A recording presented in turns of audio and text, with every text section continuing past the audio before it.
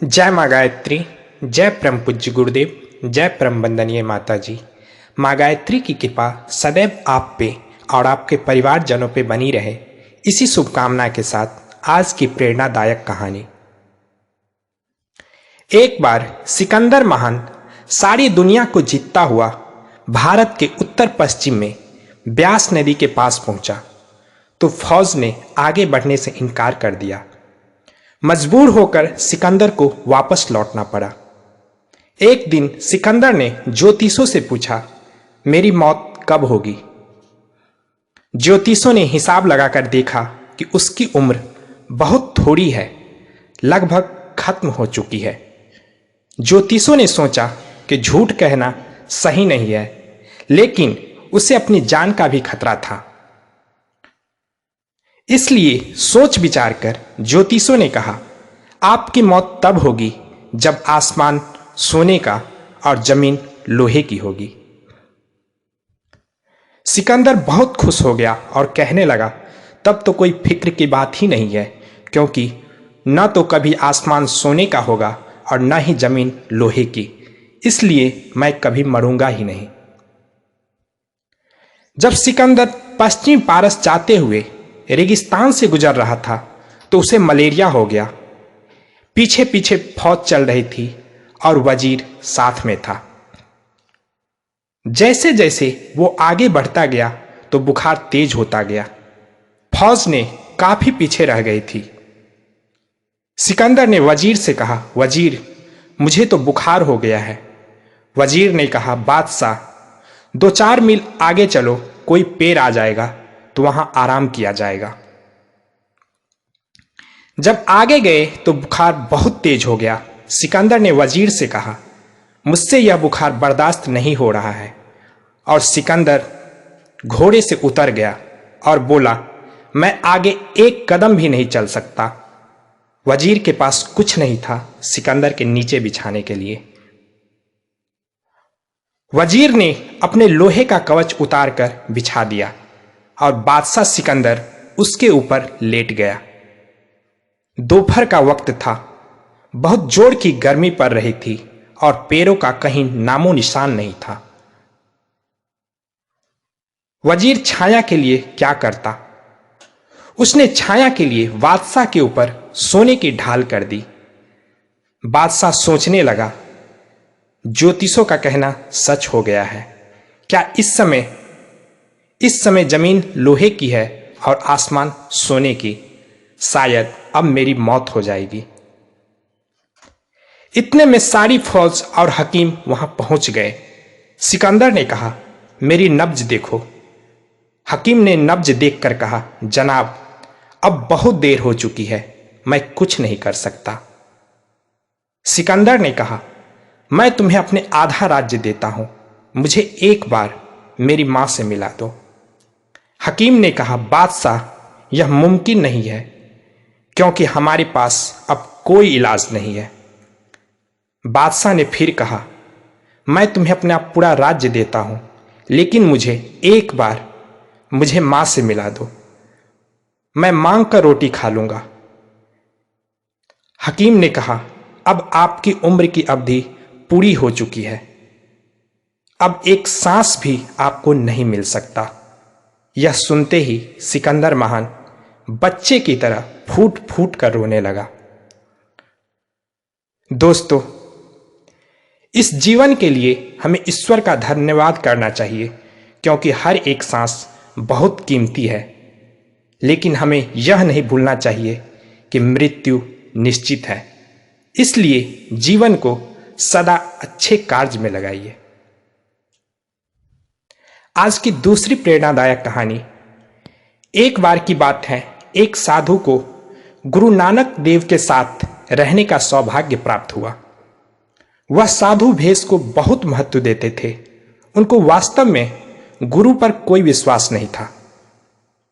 एक दिन उसने नानक देव से कहा, मुझे कोई ऐसा महात्मा बताइए जिसकी मैं संगति कर सकूं। गुरु नानक साहब ने कहा, बड़े बड़े महात्मा हैं, फिर भी अगर तुझे जाना है तो रास्ते में एक बढ़ई का घर है, उसके पास चला जा। जब वह साधु वहां पहुंचा तो बढ़ई उठ खड़ा हुआ और एक चारपाई डाल दी। बहुत देर तक बढ़ई ने साधु से कोई बात नहीं की, बल्कि अपना काम करता रहा। जब साधु थोड़ी देर बैठकर काफी निराश होकर जाने लगा तो बढ़ई ने कहा, 2 घंटे सब्र करिए महाराज, मुझे एक बहुत जरूरी काम है, पहले वह निपटा लूं, फिर आपकी सेवा में बैठूंगा। साधु ने मन में सोचा, इससे दुनिया के काम तो छूटते ही नहीं, यह कैसा महात्मा है। तभी एक आदमी दौड़ता हुआ उस बढ़ई के घर आकर बोला, आपका लड़का छत से गिरकर मर गया है, उसकी मौत हो चुकी है। इस बात को सुनकर बढ़ई जरा भी नहीं घबराया और शांतिपूर्वक बोला, सब मालिक की मर्जी है। दाह संस्कार के बाद आए हुए लोगों से विदा मांगते हुए बढ़ई साधु के पास पहुंचा। साधु उस बढ़ई से कहने लगे, जब आपको इन सब बातों का पता था तब आपने अपने लड़के को गिरने से क्यों नहीं बचाया। बढ़ई ने कहा, बच्चे को इसी तरह मरना था और बच्चे से मेरा रिश्ता इसी तरह टूटना था। यह सब भले के लिए ही हुआ है और मैं मालिक की रजा में राजी हूं।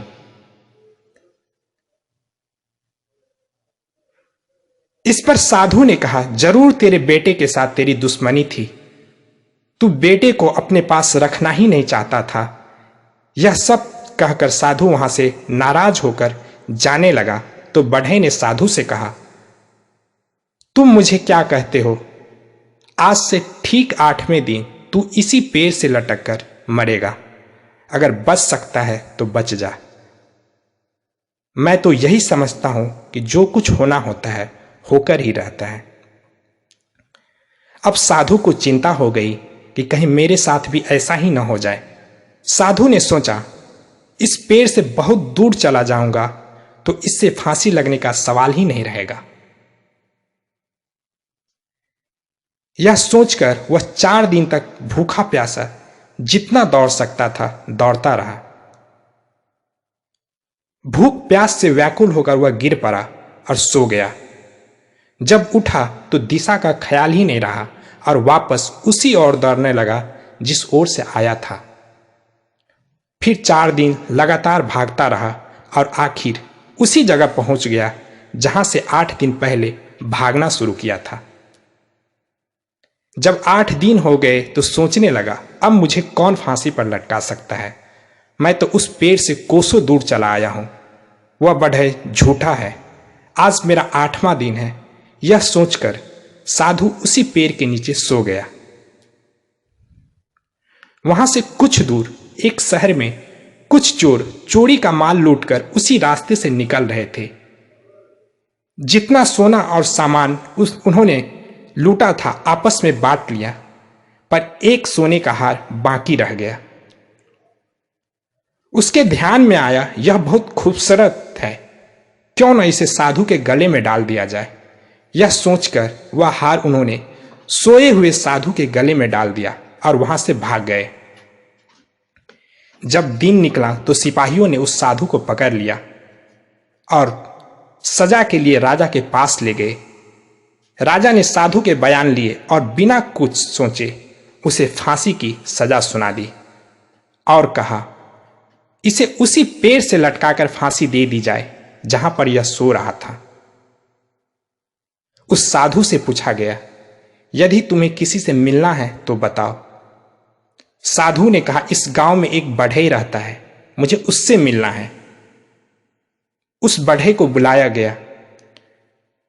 जब वह आया तो साधु बोला, आप ठीक कहते थे, होनी को कोई नहीं टाल सकता। अब सामने वही पेड़ है, वही मैं हूं और फांसी का हुक्म हो चुका है। कृपया करके मुझे बचा लीजिए, मैं सारी उम्र आपका एहसान नहीं भूलूंगा। बढ़ई ने कहा, मैं अपने सतगुरु नानक साहब का सिमरन करता हूं और मुझे आशा है कि वह मेरी विनती जरूर सुनेंगे। थोड़ी देर में खबर आई कि असली चोर पकड़े गए। उन चोरों ने चोरी का सारा माल वापस कर दिया और राजा ने उस साधु को छोड़ दिया। साधु बढ़ई के घर पर पहुंचा और उनसे शिक्षा दीक्षा लेकर उनका सच्चा सेवक बन गया। इस कहानी से सीख मिलती है कि होनी को कोई नहीं टाल सकता। आज की तीसरी प्रेरणादायक कहानी। एक गांव में कुसुम नाम की एक लड़की रहती थी। कुसुम का चयन एयरफोर्स में हो गया था और इस बात को लेकर उसके गांव वाले बड़े आश्चर्यचकित थे। किसी ने सोचा भी नहीं था कि एक छोटे से गांव की लड़की एक दिन पूरे गांव का नाम रोशन करेगी। एक बार एयरफोर्स के कुछ अफसरों का जत्था एवरेस्ट की चढ़ाई के लिए जा रहा था। कुसुम को भी उसमें शामिल किया गया। हालांकि उसे पर्वत पर चढ़ने का कोई भी अनुभव नहीं था।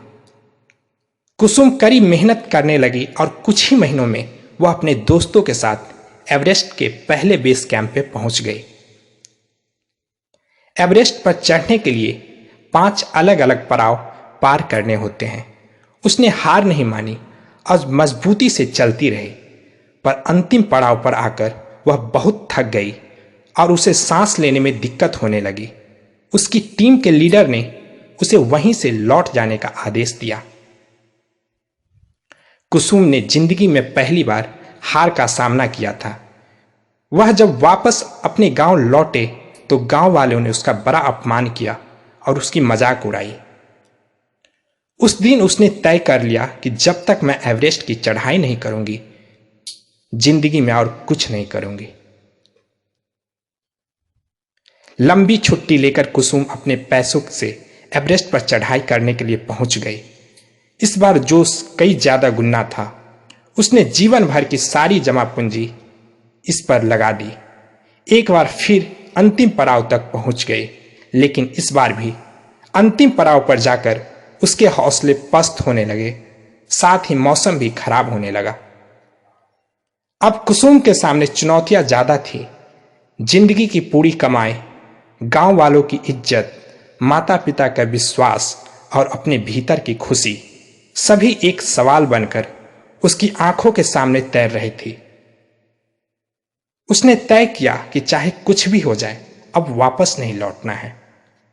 अगले 8 घंटे उसके जिंदगी के सबसे कठिन समय थे, लेकिन फिर भी वह डटी रही और अंत में वह एवरेस्ट की चोटी तक पहुंच गई। जब कुसुम वापस अपने गांव लौटी तो गांव वालों ने दिल खोलकर उसका स्वागत किया और उससे माफी भी मांगी। इस कहानी से हमें सीख मिलती है कि लोग हमारी नहीं बल्कि हमारी उपलब्धियों की कद्र करते हैं। माँ गायत्री की कृपा सदैव आप पे और आपके परिवारजनों पे बरसती रहे, इसी शुभकामना के साथ जय माँ गायत्री, जय परम पूज्य गुरुदेव, जय परम वंदनीय माता जी।